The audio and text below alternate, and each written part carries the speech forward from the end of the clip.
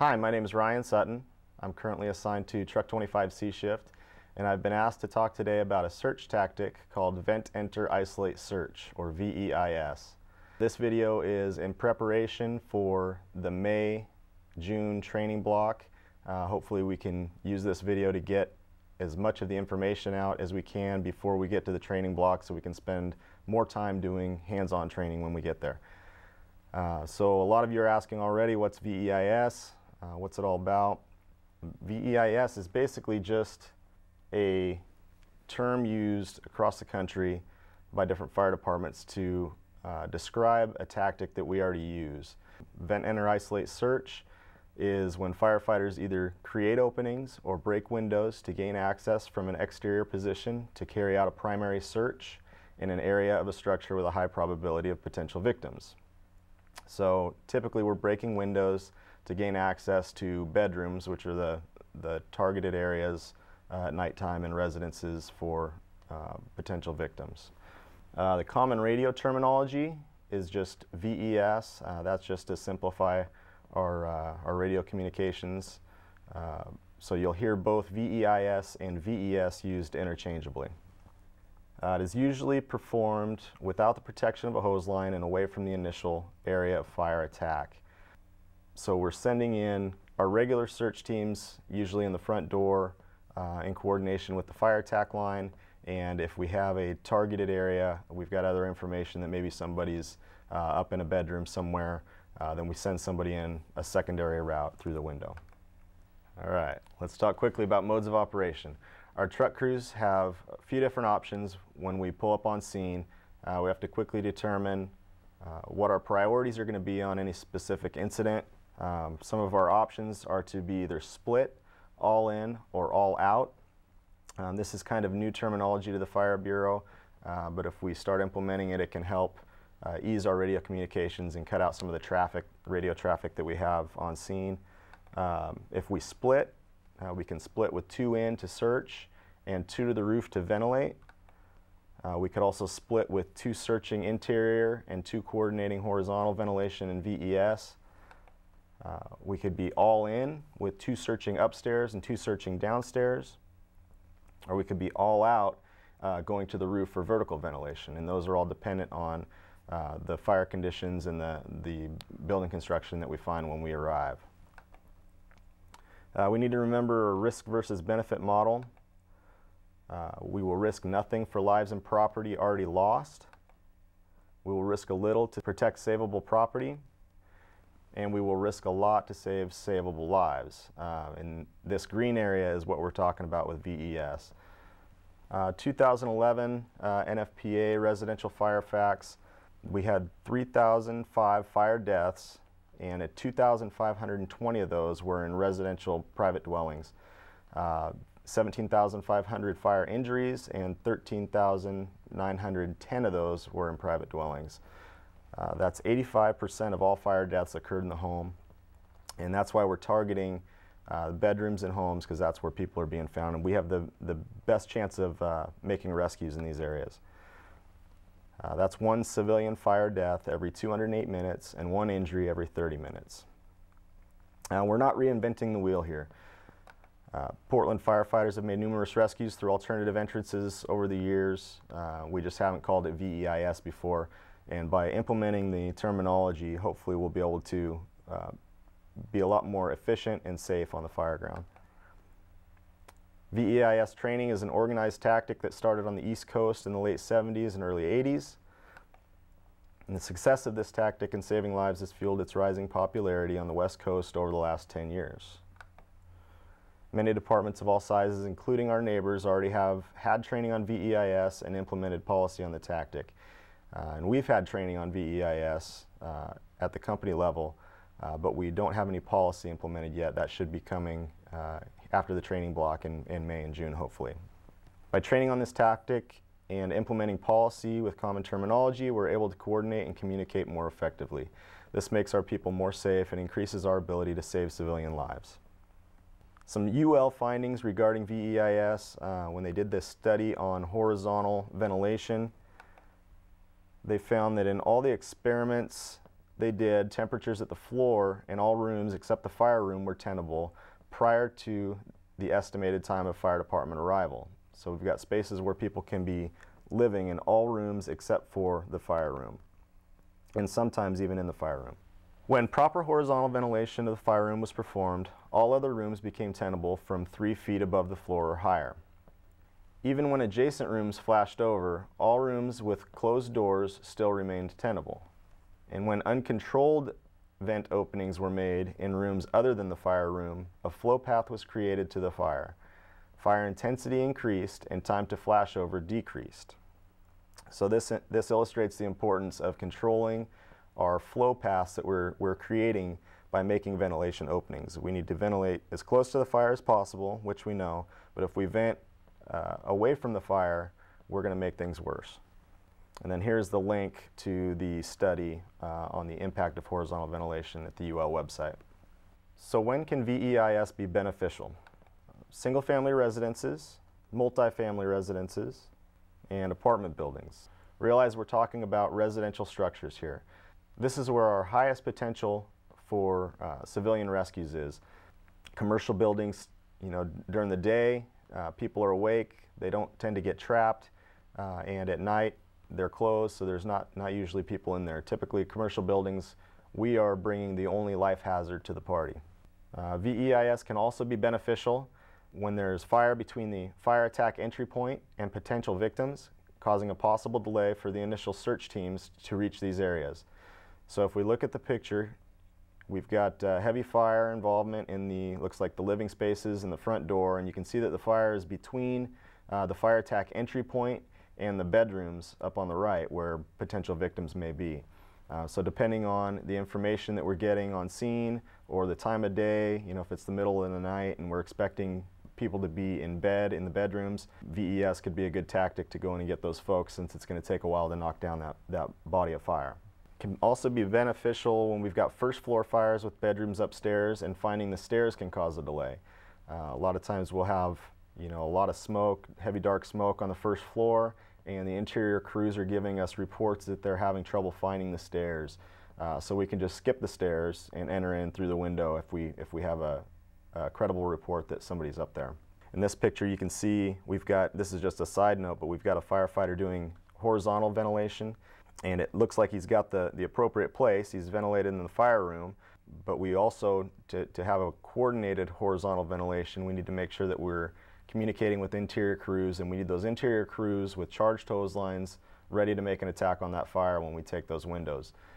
So this may or may not be appropriate coordinated horizontal ventilation, depending on whether that interior crew is ready to open that nozzle right now. And you can see if they don't get a hose line on that fire right now, they're exposing the upstairs bedroom directly above and the eaves, so you're going to be able to get fire into the attic if they don't get water on that fire right away. You can also see in this picture that the upper left-hand windows, where we would expect there to be bedrooms, are showing very tenable conditions. And similar in this picture, we've got heavy fire on the first floor, but the upper windows, especially as you get farther away from the fire, are showing lighter smoke conditions, or they may possibly have an interior door that's closed, protecting civilians in those areas. VEIS can also be beneficial on single-story fires with access to the bedrooms blocked. You can see here we've got heavy fire in the front, and the bedrooms on the back side, on the Charlie side of this building, may still be tenable. We don't know until we do a 360. Obviously this is a duplex, and we're going to search the left side of the duplex as we normally would right through the front door, but the right side of the duplex, it's going to take a little while to knock down that fire, and we may be able to access victims quicker through the windows. And again, in this picture, we've got heavy fire in the front of the house. It's going to take a while to knock that down, but you can see the windows on the back right and probably on the Charlie side are going to be tenable rooms, where they may even have interior doors closed. Another time that this tactic can be used is when we have a center hallway apartment where we've got one unit with heavy fire and potentially exposing the interior hallway. The adjacent apartments are going to be trapped. So we can send people up in VEIS to either shelter in place or bring people out the windows in the adjacent apartments. And VEIS can also be beneficial in residences with complicated floor plans. Some of these really large houses that we have in the West Hills, you can see if you're trying to size up this structure and try to pick where the bedrooms are going to be, may be difficult. But if somebody's telling us, you know, we've got somebody in this window up here, it's going to be a lot safer for us to enter directly in that window rather than go in the front door and go a couple hundred feet into the structure. The closer we are to our exit point, sometimes that can make us a lot safer than going in the front door. Contraindications and limitations to VEIS. One would be when there's little or no rescue potential. We've got to remember that this is a risk versus benefit analysis that we're making. In this picture, you can see that we've got heavy body of fire, the attic's already involved, multiple rooms have already flashed over, and we've also got boarded up windows which show that you know, it's probably a vacant dwelling. Although we know that vacant houses don't start themselves, and we're still going to search these homes, we're just not going to be doing any of the aggressive searches like VEIS or searching ahead of the hose line. We're just going to search behind the hose line as they knock down the fire. And here we've got little or no rescue potential because it's a commercial building, obviously. And like we said earlier, during the day, people can get themselves out in most cases, and at night, these buildings are usually unoccupied. We've also got a heavy body of fire here, so it's not going to be tenable space. And same scenario here, commercial buildings. One of the contraindications, limitations of VEIS is any area of the structure where we can't control the interior door. If you look at the floor plan here, the kitchen and the dining room are open to each other, so if you were to enter a window from the exterior into the dining room, you're not going to be able to close the door and confine the fire. But if you look at the bedrooms, you can see that they do have interior doors that if you enter the window, you can close the interior door, and now that room is isolated. That's the I in the VEIS. Anytime we see signs of backdraft potential, we're not going to be performing VEIS. These are fire conditions that dictate that we need to vertically ventilate before we make any entry into the building. These can be pretty difficult to identify because we don't see it very often. You can find a couple of YouTube videos of some recent backdrafts, but most of the pictures that I've seen of these conditions are from these backdraft trailers to get that picture of that smoke that you're looking for. And then PPV and VEIS are two tactics that can't be used together. Anytime we're making an opening on the back side of a structure to use as a second entry point, and we put a fan in the front door, that entry point is also going to act as a ventilation point for the positive pressure. So we don't want to blow the fire and heat at our people that are coming in the backside. And also when flashover is imminent, or when fire conditions dictate that ventilation needs to be the priority, we're not going to be performing VEIS because we don't have the staffing to both ventilate large structures and perform the aggressive search at the same time. So if the fire condition is dictating that it's a safety issue for our personnel operating inside, then we need to ventilate first. VEIS procedures. We're going to start up with a size up from the street. First of all, it needs to be a residential occupancy, single or multifamily dwelling.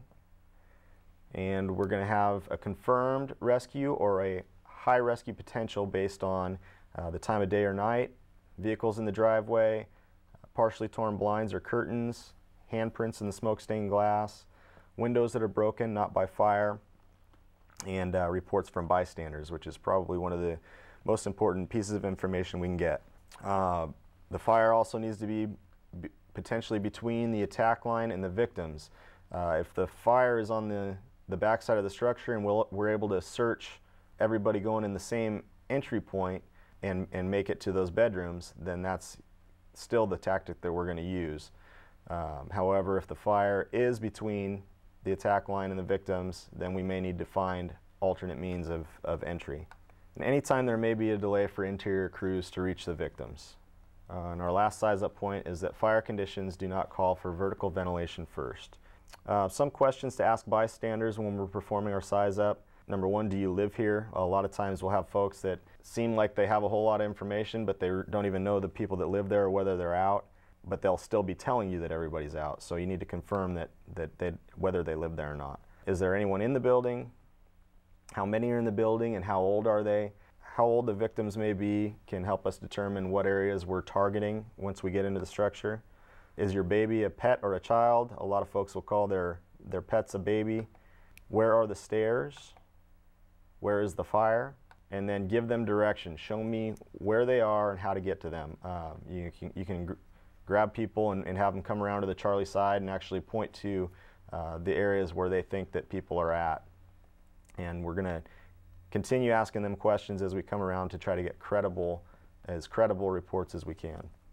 After we do our size up and we talk to bystanders, we're going to acquire our tools. Firefighter 1 is going to grab the appropriate ladder, a Halligan, and a 6-foot hook.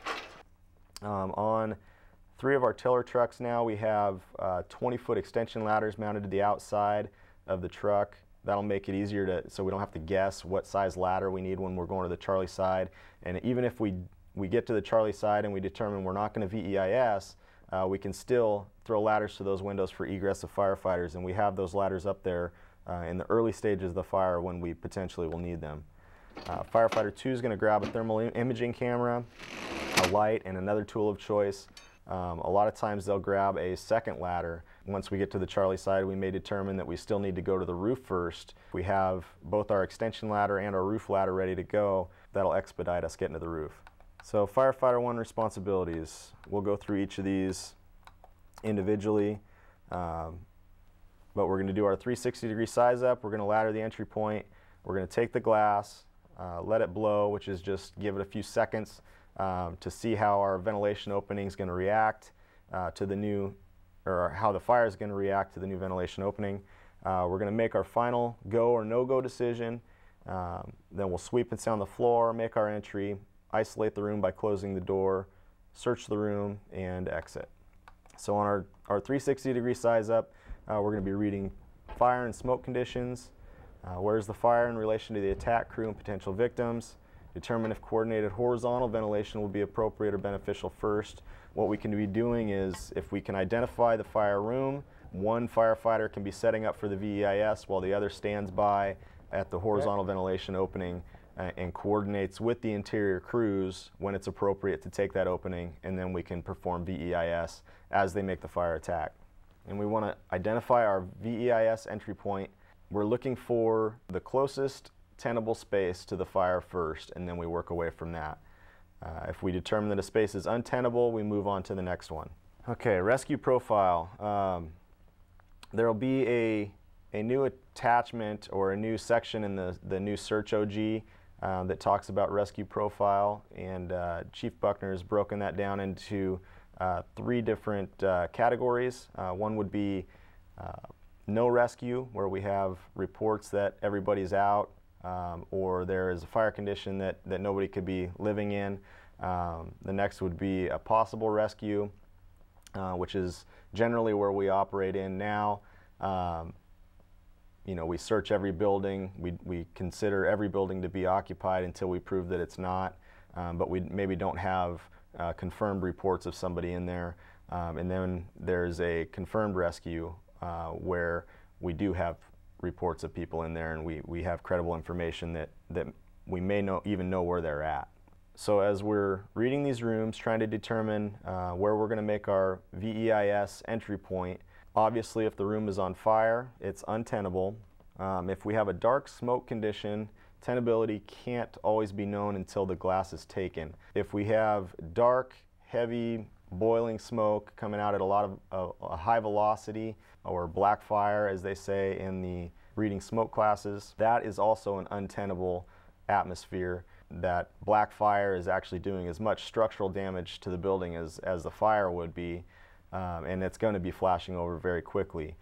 But if we can also have dark smoke conditions that are coming out under less pressure, and we have to make a determination whether that's a tenable atmosphere for a civilian or not at the floor, or if we can get to the door quickly and isolate that room from the fire and let that ventilation point clear that room up. Lighter white or gray smoke conditions suggest that the door to the room is closed and will be tenable. So those are really the areas that we prefer to look for, and we would only be questioning whether we're going to go into a dark smoke environment if we have credible information from somebody outside saying that room is where somebody's at. And once again, remember that this is a risk-benefit decision. If it is known or highly likely that there's a victim in a room, take the window, and that will help you determine if it's tenable. Give these people a chance. If we're questioning and we know there's somebody in that room, we think there's a high probability that somebody's there, by taking the window, we're going to find out for sure if that room was tenable or not. If it flashes over quickly, we'll know that that wasn't a tenable room. If we take the window and we don't have a lot of smoke coming out under pressure, it was just dark, maybe a little bit cooler smoke, then we can go ahead and try to isolate that room and make the rescue. Next, we want to ladder our entry point.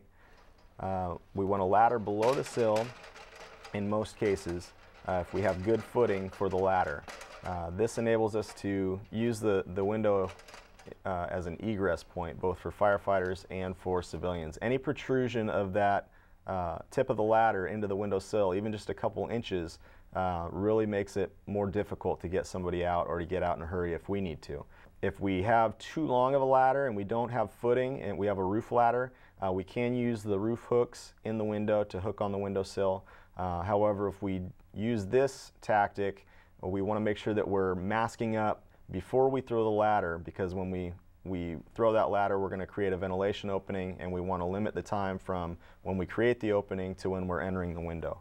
If we can ladder below the sill and mask up before we go up the ladder, ventilating the window from the ladder with a tool gives us the advantage of witnessing the change of conditions in the room. Those first seconds when we make the ventilation opening may be our only chance to locate the door and the victim before entry. Next, we're going to take the glass. We're going to remove all the glass, the sash, the screens, the curtains, and the blinds. We're going to make the window a door.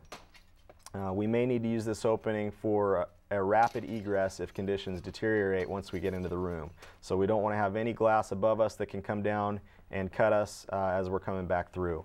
We also may need to use this as an egress for the occupants if we're removing an unconscious victim. After we take the window, we're going to give it a few seconds and let it blow. We're giving the room a few seconds to see how it reacts to the new ventilation opening. We're going to see if the smoke lifts and gives you a chance to see the door and or the victim. We're also going to be making our final go or no-go decision. So when we're looking at our final go or no-go decision, we're looking at a few indicators. Go indicators would be things like the conditions are improving inside the room, the smoke is lifting or lightening, smoke is gray or white, and you can get to the door quickly. You can see the door and you know right where you're going to be going to shut the door. No-go indicators would be that the room ignites, obviously, once we take the ventilation opening. Conditions quickly are deteriorating. We're getting hot black smoke under pressure. These are indicators that we would not be entering the room. And we need to remember again that this is a risk versus benefit decision. Next, we're going to sweep and sound the floor. We're going to sweep fairly gently with a tool first. If a victim is under the window, we don't want to cause any further injury to the victim. If there's a bed under the window, you may not be able to sound, but you will know that there is a floor below you. You're not entering into a vaulted area where you're going to fall a long distance if you go into the bedroom. And then once you get to the edge of the bed, you can sound again to make sure that the floor is intact. Obviously, if there's no fire potentially below you when you're entering, you're not going to have to worry about sounding the floor as much.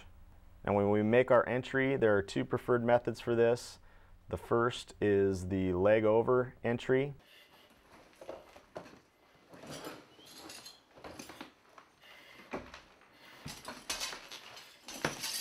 And the second is the head first entry. The leg over is preferred if it's a large enough window that you can fit in that way. It gives you the ability to control your entry a little more and sound with your feet as you go in, and it also sets you up for a head first bailout maneuver if conditions deteriorate right away. The head first entry typically works better for larger firefighters or anybody when you're entering into a smaller window. It may be the only way you can get in. Once we make our entry by placing a 6-foot hook in the window protruding into the room, it makes it much easier to locate an exit in zero visibility. As we're searching the room, we're going to run back into that hook. We're going to isolate the room once we enter.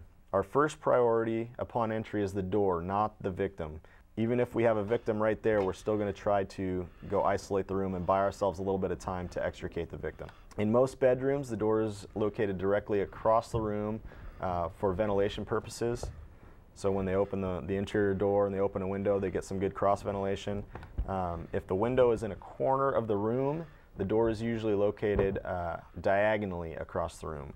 If the door is already closed, we're going to open it slightly, check for fire conditions in the hall, and sweep for victims just outside the door if possible, and then we're going to close the door. If the door is open, we're going to sweep the hall really quickly and just close the door.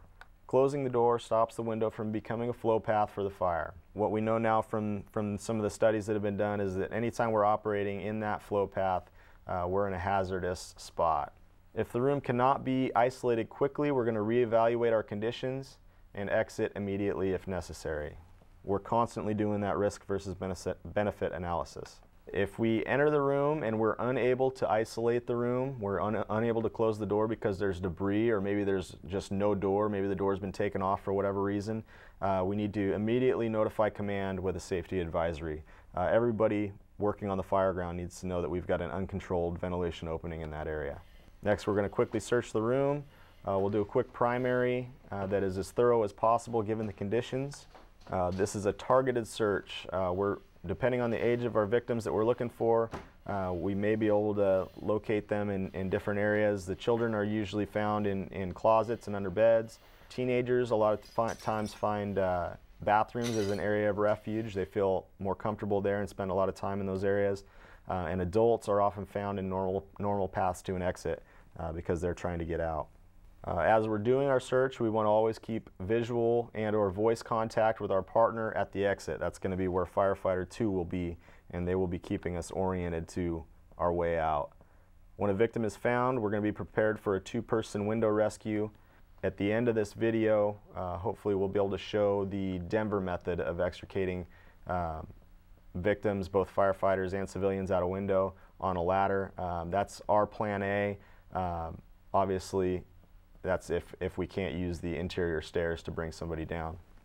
And we're going to make our exit. We want to exit quickly after we search. The fastest method of exit is a head-first ladder slide. This technique should only be performed when rapid exit is necessary, and it must be trained on in a drill setting. And hopefully at the May and June training block we'll have a drill set up so that we can all practice that. Upon exit, be prepared to switch places with firefighter 2 if another VES operation is needed. So if we're going to be doing multiple rooms, we're going to be trading off being in the firefighter 1 and firefighter 2 position so that we don't get too worn out. Firefighter 2's responsibilities. They're going to make all the communications with command and interior crews. This way we don't have multiple people on the same team making the same radio communications and blocking up radio traffic. Firefighter 2 is going to keep firefighter 1 oriented when they're in the room and monitor conditions with the TIC and visually, and they're going to assist with victim removal. So when they communicate with command and interior crews, the radio communication and coordination of the VEIS is all responsibility of firefighter 2. Critical communications that need to be made are that number 1, VES is being performed, where the entry point location is. If they are unable to control the ventilation opening, this is important for interior crews to anticipate possible changes in the fire conditions. Once a victim is found, they need to communicate that so that command can coordinate the transfer to EMS, and they need to also communicate when the VES crew has exited so command can keep accountability of the crew.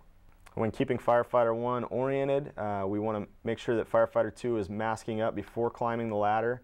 They're going to use the thermal imaging camera to get the layout of the room, locate firefighter 1, the door, any victims, and communicate that to firefighter 1. We're going to check the heat signatures from the floor to the ceiling so we can start to anticipate whether we're getting close to flashover or not in that room. We'll constantly communicate with firefighter 1 verbally, any information found on the TIC, and any other dangerous conditions that you might see from the exterior. Remember that firefighter 1 is going to be extremely task oriented. They're only going to be seeing probably a foot in front of their face, if that. and you're going to have a lot better picture of what's going on from outside the window. And then be prepared to trade places with Firefighter 1 if other VES operations are needed. Now, what does VEIS mean for the fire attack crew? There's a potential for increased fire activity if the room is unable to be isolated, obviously. That's why we want to make sure that everybody on the fire ground knows that there's a VEIS in progress. We're going to limit our steam production with our hose lines when searches are being conducted, unless high heat conditions exist and there's a danger of flashover. So what we don't want to do is just knock the fire down completely and push a whole bunch of steam into adjacent rooms besides the fire room, threatening the occupants in those other rooms. The idea is to confine the fire while we're doing a search behind the hose line, and then we can extinguish the fire fully. But obviously, if we have high heat conditions and there's danger of flashover, go ahead and open that nozzle up and start retreating to a safer position. We can do this by using straight streams or smooth bores in short bursts to darken down the fire without producing a whole lot of steam. Obviously, fog stream is going to produce a lot more steam than a smooth bore or a straight stream. But when I say short bursts, we're not talking about penciling here. Penciling is a technique used to determine if there's high heat at the ceiling, and that's very short bursts, but we're talking about maybe a couple seconds, opening the nozzle, count to 5, and then shut it down and see how that's changing our conditions. And they say you want to be surgical with your fire streams. We're doing everything with the purpose of saving the victims. Remember our fire stream priorities. RECIO is used also for fire ground priorities in general. It can be used for fire stream priorities also. Rescue, exposures, confinement, extinguishment, and overhaul. And once again, the idea is to confine the fire to the area that it's in so that we can search the other areas. Once those have been searched, we can go ahead and extinguish the fire completely. Some other considerations that we want to think about with VEIS is if the rescue is going to be extended, we're not going to be able to just grab them and bring them out the window or right down the stairs. For whatever reason, maybe there's too much debris or the victim's too large. We want to go straight to using the AWARE principle that we use for RIT. Get the RIT bag up to them for air, get a hose line up there, and that'll buy us a little more time to do something like a window cut or a rope rescue or make an alternate plan. Having turnouts on before responding creates less chaos on scene and allows crews to go to work immediately on arrival. When we pull up on these scenes, typically we have a lot of people screaming. We've got size-up factors that we're trying to determine quickly, and a lot going on both outside and internally. If we have our turnouts completely on before we respond, that's just another step that we can take out once we get on scene and we can just go to work. It's beneficial for outside truck crews to bring a ladder for a 360. If you just grab it and bring it with you as soon as you get off the rig and you're going to check that Charlie side, you won't have to go back to the truck if you get back there and find out that there's victims hanging out the back side. Also, it gets that ladder up to the second floor immediately for egress for our people that are going up there to make a fire attack. A second truck on a residential box can be a great benefit. Oftentimes we need them, but if we wait until we're on scene already to call for them, it's usually too late to utilize their potential. Anytime we have a rescue problem and a significant ventilation problem at the same time, which is pretty much any fire that there is a rescue, we need 2 trucks on scene as quick as possible. Hopefully in the next few months, we'll be getting a second truck tapped out on a residential box. But if that doesn't happen, responders en route to the fire can still call for that second truck if they have information that we have a working fire and potential rescue problems based on the time of day or night or those types of things. And then train. Training at game speed with as much realism as possible. It's going to increase our chances of a successful rescue. If we wait until the day that we need to do this to be the first time that we practice it, chances of saving somebody are pretty low. So with the May and June training block, we'll be setting up a couple of different scenarios where we'll be able to practice. We'll be able to do some head-first bailout. But even beyond that, this is something that you need to continually practice if you're going to be proficient at it. And that's all I've got, so be safe and thank you very much.